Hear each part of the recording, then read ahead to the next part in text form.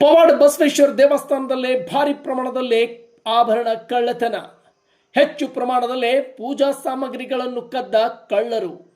ಹೌದು ವೀಕ್ಷಕರೇ, ವಿಜಯಪುರ ಜಿಲ್ಲೆಯ ಮುದ್ದೇಬಿಹಾಳ ತಾಲೂಕಿನ ಸುಕ್ಷೇತ್ರ ಬಸರಕೋಡ್ ಗ್ರಾಮದ ಪವಾಡ ಬಸವೇಶ್ವರ ದೇವಸ್ಥಾನದಲ್ಲಿ ಸೋಮವಾರ ಬೆಳಗಿನ ಜಾವ ಭಾರಿ ಪ್ರಮಾಣದಲ್ಲಿ ಕಳ್ಳತನವಾಗಿರುವುದು ಬೆಳಕಿಗೆ ಬಂದಿದೆ. ದೇವರ ಬೆಳ್ಳಿಯ ಮುಖ ಕವಚ ಮತ್ತು ದಿನನಿತ್ಯ ಪೂಜೆಗೆ ಬಳಸುತ್ತಿದ್ದ ಬೆಳ್ಳಿ ಮೂರ್ತಿ ಸೇರಿದಂತೆ ಹೆಚ್ಚು ಪ್ರಮಾಣದಲ್ಲಿ ಪೂಜಾ ಸಾಮಗ್ರಿಗಳನ್ನು ಕಳ್ಳರು ಕದ್ದ ಪ್ರಕರಣ ಜರುಗಿದೆ.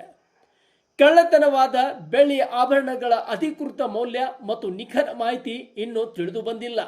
ಡಿವೈಎಸ್ಪಿ ಅವರು ಸ್ಥಳಕ್ಕೆ ಆಗಮಿಸಿ ಪರಿಶೀಲನೆ ನಡೆಸುತ್ತಿದ್ದಾರೆ. ಇನ್ನು ಸ್ಥಳಕ್ಕೆ ಶಾಸಕ CS ನಾಡಗೌಡ ಅವರು ಸಹ ಭೇಟಿ ನೀಡಿ ಮಾಹಿತಿ ಪಡೆದುಕೊಂಡು ಆದಷ್ಟು ಬೇಗ ಕಳ್ಳರನ್ನು ಬಂಧಿಸುವಂತೆ ಸೂಚನೆ ನೀಡಿದ್ದಾರೆ.